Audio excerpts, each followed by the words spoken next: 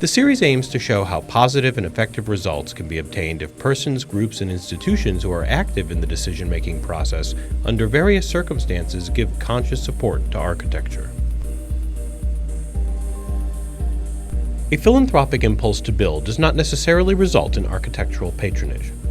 Persons and institutions must consciously and continuously focus their money and/or status on architecture, and sometimes even take certain social risks in order to support architecture as a cultural environment.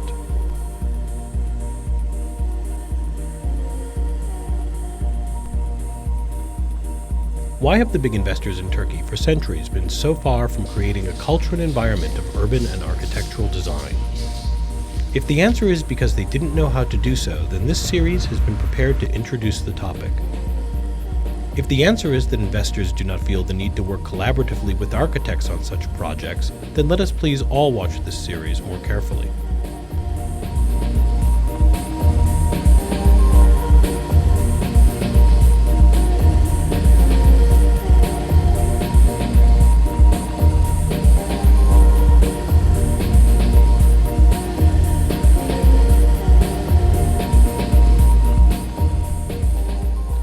In this series, we will try to convey the various organizational forms that we see in contemporary architectural leadership.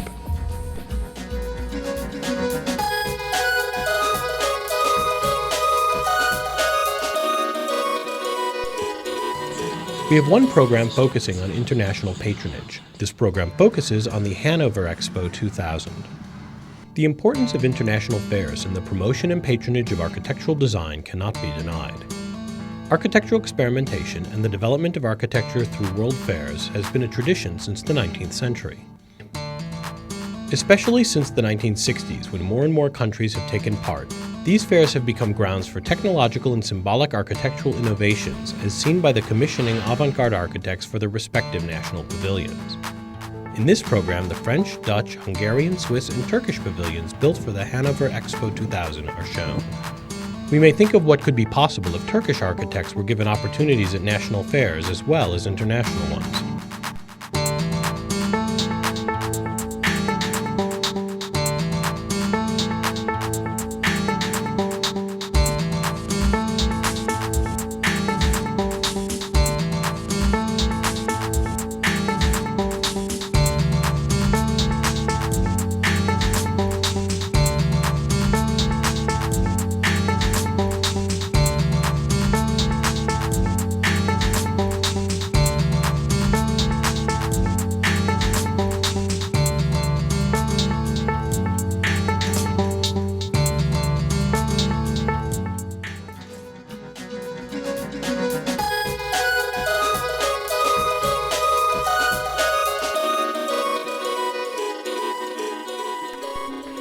We have two programs focusing on patronage by architects. The first of these focuses on Kuzgunchuk, Istanbul. This program explains how Cengiz Bektaş and a group of other Turkish architects created an environment of architectural and social understanding by serving this area of historic interest. This understanding later led Kuzgunchuk residents to preserve their local architecture and support other architects when building new environments and buildings in the area.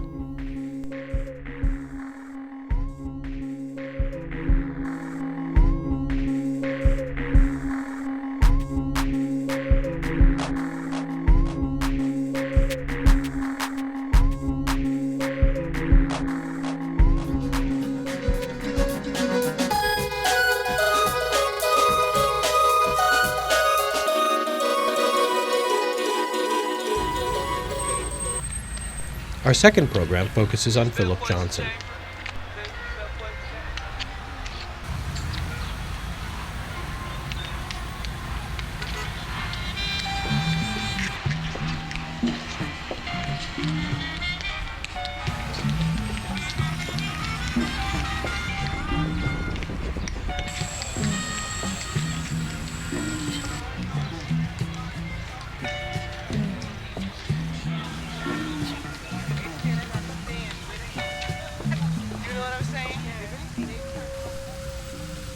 After the chaos of New York City, New Canaan is another world where peace and quiet rule.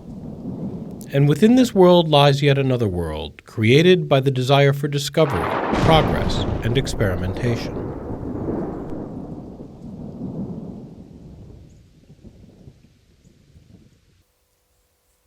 Hello. Today we are going to introduce you to Philip Johnson and the New Canaan settlement in Connecticut. Philip Johnson is an important name in shaping the architectural tastes and ideas of the American public. Famous for introducing the world's changing trends in architecture to the USA, the 96-year-old American architect Philip Johnson has also used his financial reserves to build on his estate in New Canaan, Connecticut, what could be termed a series of first examples. The estate has become one of the most important pilgrimage points visited by architects in the last 50 years.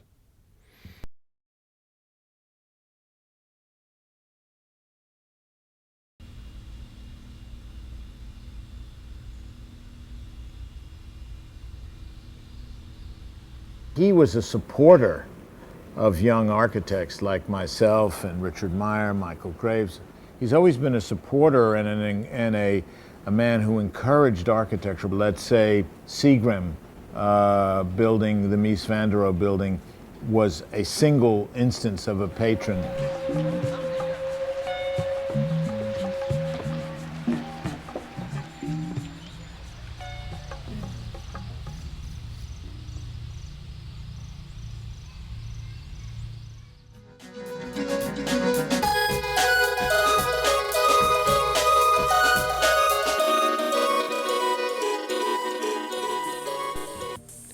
We have two programs focusing on patronage by universities. The first of these focuses on the University of Cincinnati, Ohio. This program explains how Jay Chatterjee, the Dean of Architecture and Fine Arts, supported various architects on the University of Cincinnati campus.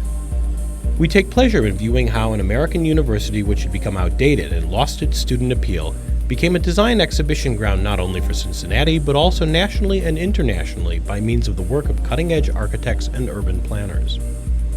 It is very impressive to see the risks taken and gains made by this dean who led this project for 20 years and how this process is continuing today.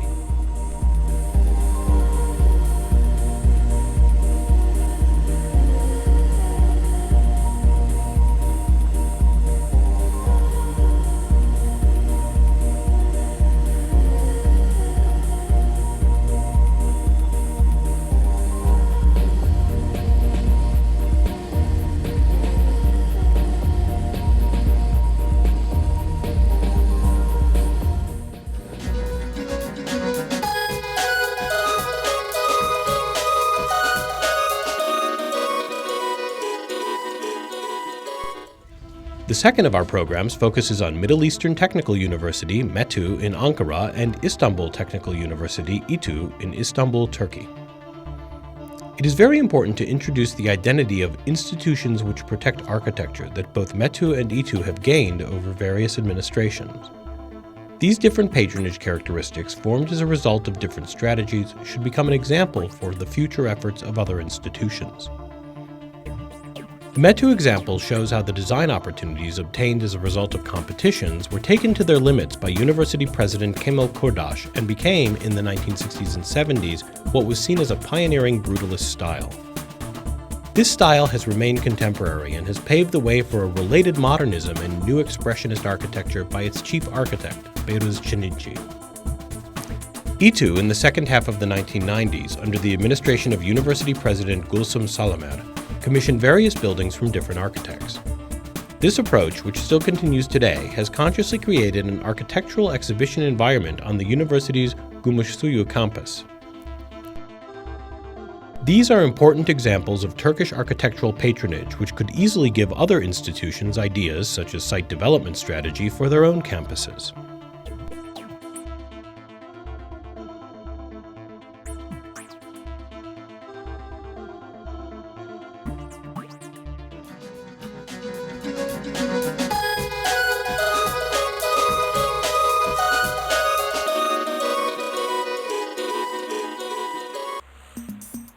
We have one program focusing on patronage through alternative funding. This program focuses on the British National Lottery Fund. The British National Lottery Fund gives the majority of its income to support art centres, museums, and other social and cultural institutions.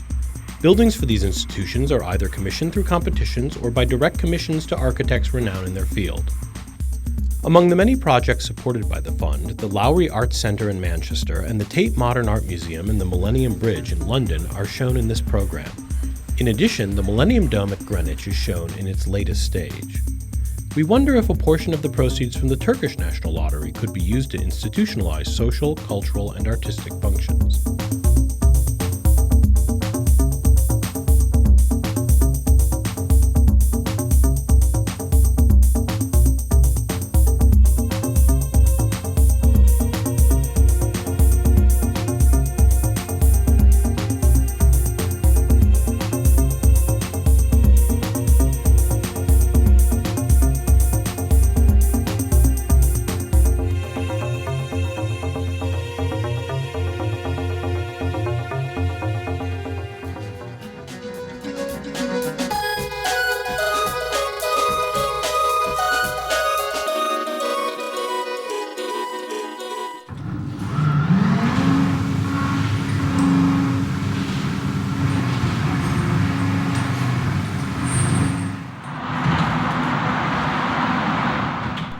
We have two programs focusing on patronage by industry.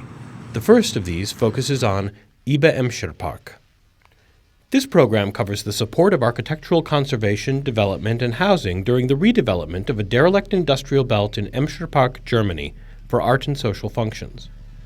The program explains how new alternatives in environmental and structural aesthetics were developed during the design process of the conversion of 3 settlement areas and the redevelopment of 3 megastructures into an art research center.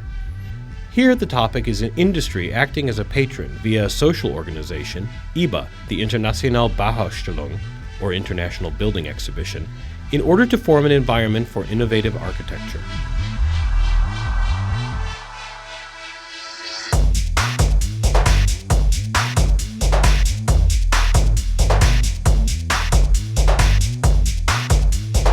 A glass shelter has been built on a 15-meter-high area on top of an old abandoned mine. It is capable of controlling and monitoring daylight, solar energy, rainwater, and air circulation. Moreover, it performs these tasks by consuming only half the energy that modern energy systems do.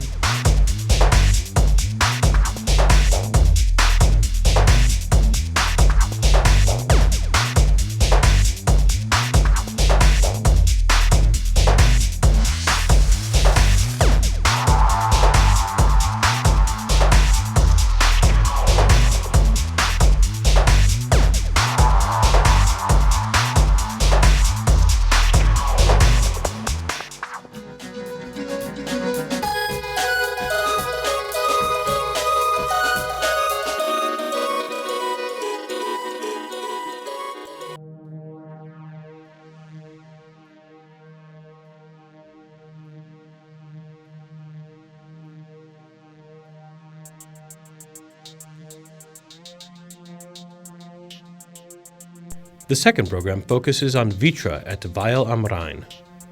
This program explains how Vitra, a German furniture design and manufacture company, supports innovative architecture through employing cutting-edge contemporary architects. The program highlights the environmental richness achieved by this exemplary industrial family who have, within the context of a peaceful park, transferred the conscious design environment created for their own products into striking architectural design.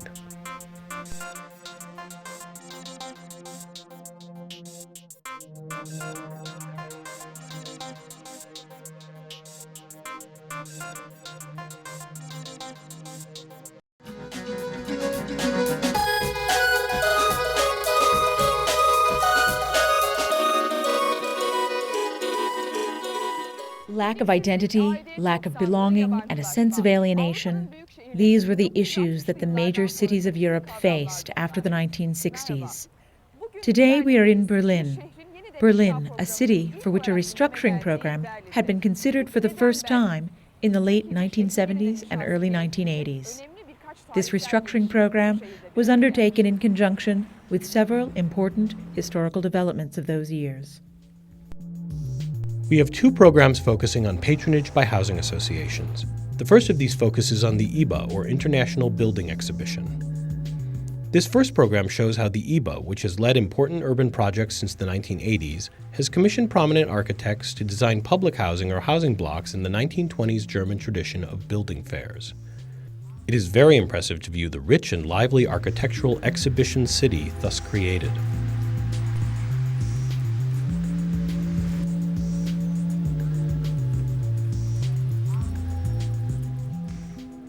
The second of our programs focuses on Eryaman housing in Ankara, Turkey, stages 3 and 4.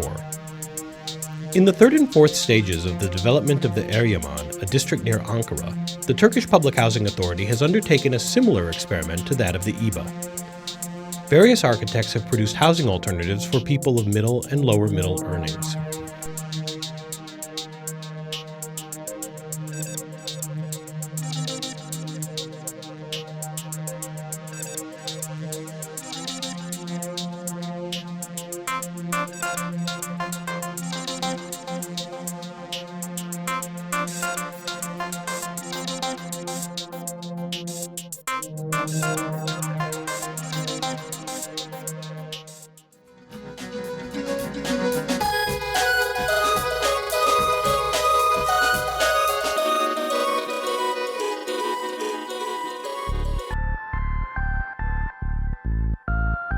We have three programs focusing on the patronage of French presidents.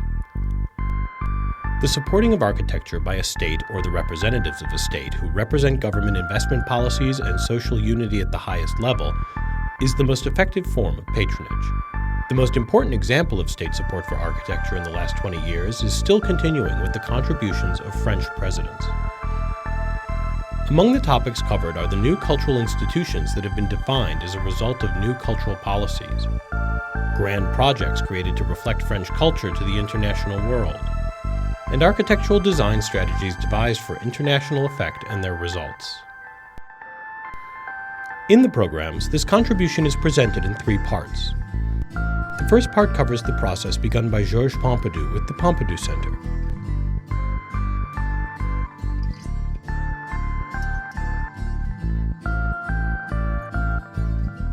And later continued by François Mitterrand with the Musée d'Orsay,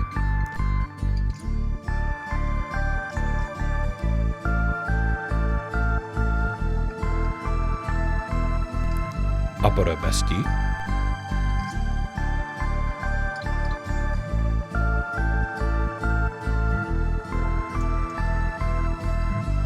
and the Louvre Pyramid.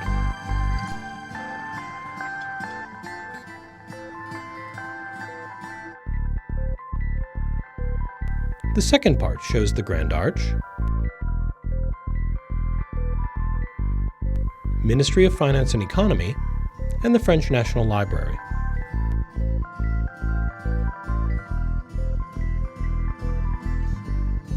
The third and last part shows the Institut du Monde Arabe, the Natural History Museum, the Parc de la Villette, and Science Museum.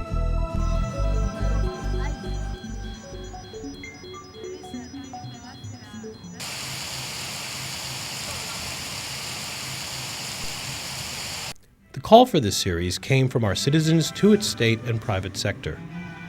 Please let us look to the future and create the mechanisms that will form the urban and architectural environments that will contribute to the social and intellectual culture of Turkey under your patronage. Let us begin quickly and create an architectural and urban fabric of which future generations would be proud.